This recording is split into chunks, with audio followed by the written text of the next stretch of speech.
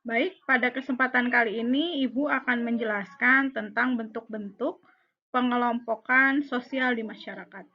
Jadi ada dua bentuk pengelompokan sosial. Yang pertama ada yang disebut diferensiasi, yang kedua ada yang disebut dengan stratifikasi. Kita lihat apa perbedaan antara diferensiasi dan stratifikasi.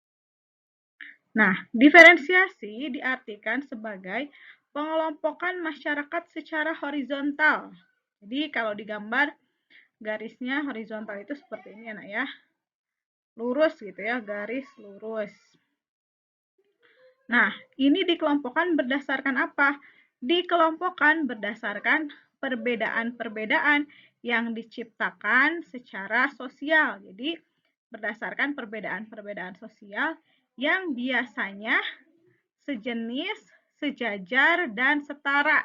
Jadi, dalam pengelompokan ini, semua kelompok, baik itu kelompok maupun individu, yaitu setara dan sejajar. Nih, kita lihat dulu apa dasar pengelompokan dalam diferensiasi sosial. Dasar pengelompokan dalam diferensiasi sosial yang pertama adalah ciri fisik. Jadi, ciri fisik ini dikategorikan sebagai pengelompokan secara horizontal atau diferensiasi.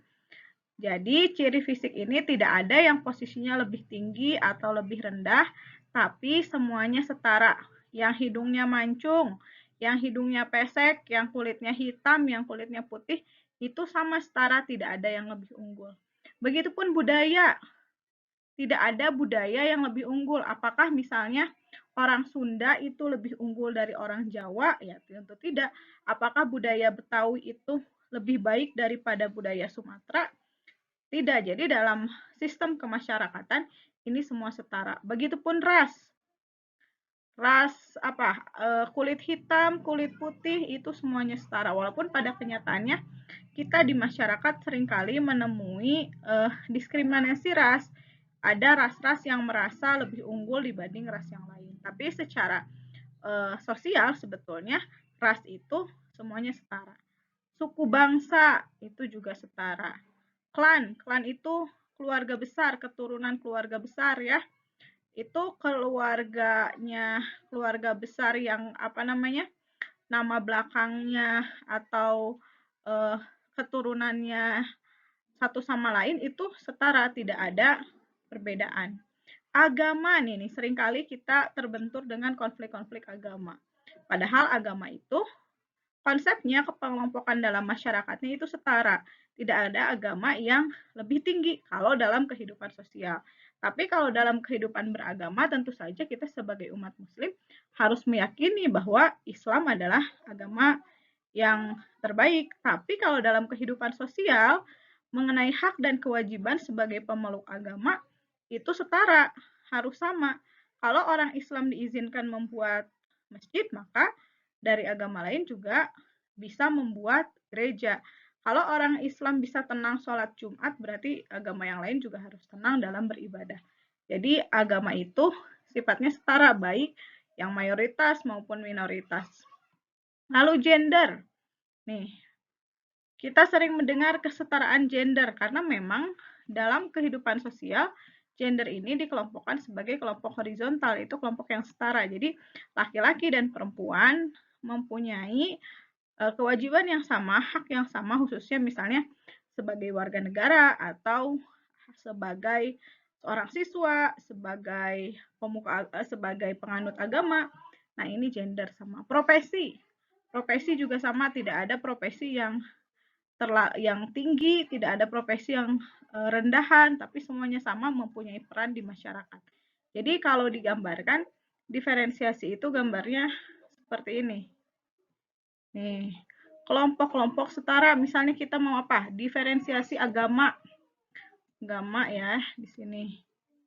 Agama. Diferensiasi secara agama. Maka, misalnya ini Islam, ini Kristen yang diakui di Indonesia misalnya, ini Protestan, ini Hindu, ini Buddha, ini Konghucu.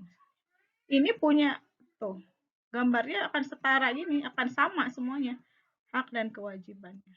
Begitupun suku bangsa, Sunda, Jawa, Padang, Sumatera, Sulawesi, suku-sukunya itu sama semuanya setara.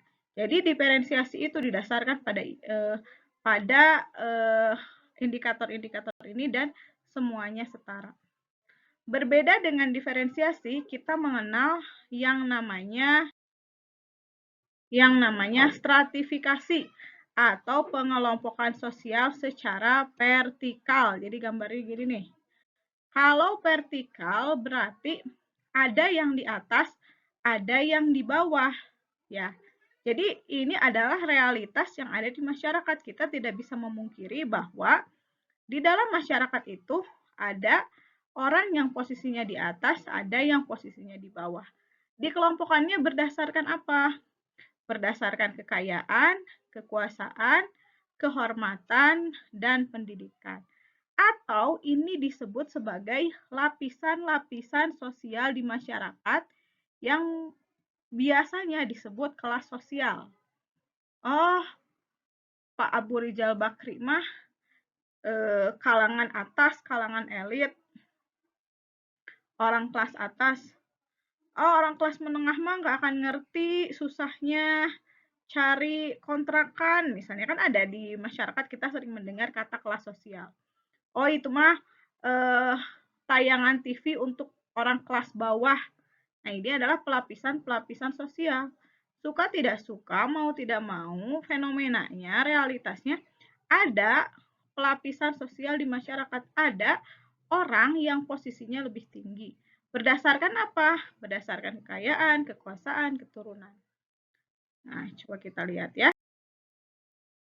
Misalnya, nah ini penyebabnya karena perbedaan budaya, bisa jadi karena perbedaan budaya di satu budaya A dengan budaya B itu berbeda sehingga muncul stratifikasi.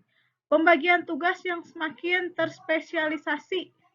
Jadi sekarang itu pekerjaan-pekerjaan itu semakin terspesialisasi sehingga harus ada susunannya. Semakin semakin detail gitu pekerjaannya, semakin spesialis. Lalu kelangkaan. Status sosial sebagai presiden itu hanya satu orang di Indonesia. Maka di Indonesia presiden itu hanya satu dan itu kan langka statusnya.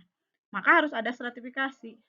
Nah, dasar stratifikasi tadi ini ya, kekayaan, kekuasaan, keturunan, pendidikan. Jadi orang akan diklasifikasikan, distratifikasikan berdasarkan ini. Kalau digambar, stratifikasi itu bentuknya piramida.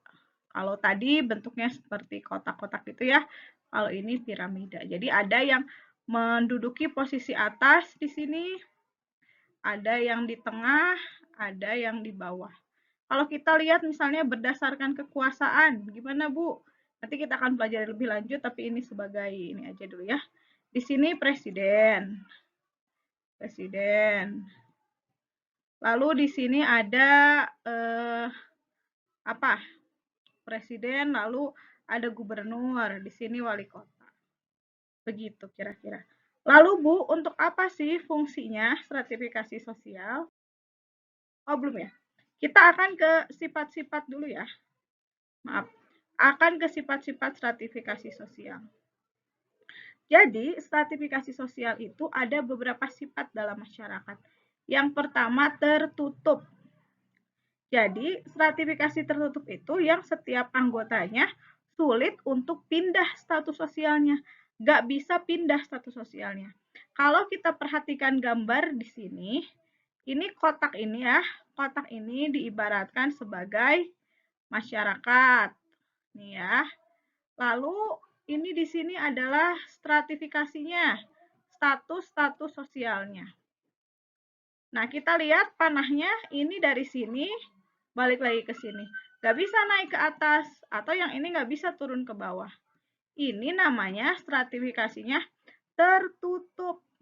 Nah, seperti contohnya apa? Sistem kasta. Jadi ini orang nggak bisa pindah dari kasta bawah ke kasta atas. Seperti yang telah kita saksikan bersama yang terjadi pada kasta Dalit. Kasta Dalit susah sekali untuk naik ke kasta selanjutnya. Karena apa? Karena di masyarakat India, struktur masyarakatnya bersifat tertutup. Nah, berbeda dengan yang tertutup, ada yang sifatnya terbuka atau demokratis. Jadi orang bisa pindah dari satu status sosial ke status sosial yang lain berdasarkan perjuangan, berdasarkan apa yang mereka capai. Misalnya, kalau kita lihat gambarnya ya, ini bisa naik ke atas, ini bisa turun ke bawah. Budita, karena Budita sudah lama bekerja di Darul Hikam, sudah banyak prestasinya misalnya. Budita diangkat menjadi kepala sekolah di Darul Hikam. Lalu misalnya apa lagi? Bapak Juliardi Batubara, dia diangkat sebagai menteri sosial. Tapi karena perbuatannya, dia korupsi, dia jadi turun, menjadi tersangka, malah sekarang sudah menjadi terpidana korupsi, maka status sosialnya turun. Jadi kalau di masyarakat yang lebih demokratis, itu status sosial itu bisa berpindah. Biasanya ini ya di masyarakat kota, di masyarakat yang sudah modern, yang sudah terbuka. Terakhir ada yang namanya stratifikasi campuran. Ini biasanya terjadi pada seseorang yang berada di dua tempat. Misalnya nih orang India atau orang Bali ya, kastanya Brahmana, tapi kalau di Jakarta ya dia menjadi warga biasa. Atau ibu selalu mencontohkan Kaisang kalau di Indonesia itu sebagai anak presiden.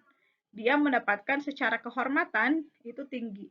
Tapi kalau Kaisang sekolah di Singapura ya Kaisang menjadi siswa biasa. Nah itu adalah sifat stratifikasi yang campuran.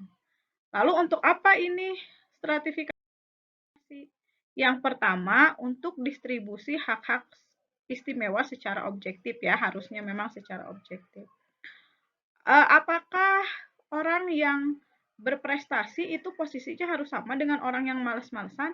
Tentu tidak, makanya dia mendapatkan hak keistimewaannya, mendapat status sosial yang lebih tinggi, menduduki posisi yang tinggi di masyarakat. Menjadi sistem pertanggaan pada strata yang berhubungan dengan kewibawaan dan penghargaan ya, untuk memperlihatkan mana yang berhak mendapatkan penghargaan sebagai bentuk penghargaan. Kriteria sistem pertentangan dan persaingan ya, untuk persaingan lah ya di masyarakat. Menentukan lambang atau simbol atau kedudukan ya, untuk memberikan tanda gitu bahwa orang ini adalah orang-orang yang punya hak istimewa. Penentu tidak mudahnya atau sukarnya bertukar kedudukan. Alat solidaritas antara individu dan kelompok menduduki sistem sosial yang sama di masyarakat.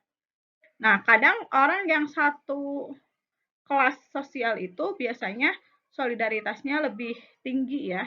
Misalnya kita mengenal ada buruh gitu ya. Buruh kan ada di bawah, misalnya buruh ini pengusaha, ini misalnya kelas menengahnya manajer dan lain sebagainya, baru di sini direktur, komisaris. Nah, ini punya solidaritas nih si buruh-buruh ini. Untuk sebagai suatu kelompok yang sama. Itu saja mungkin mengenai stratifikasi dan diferensiasi. Akan kita lanjutkan ke macam-macam stratifikasi. Terima kasih. Wassalamualaikum warahmatullahi wabarakatuh.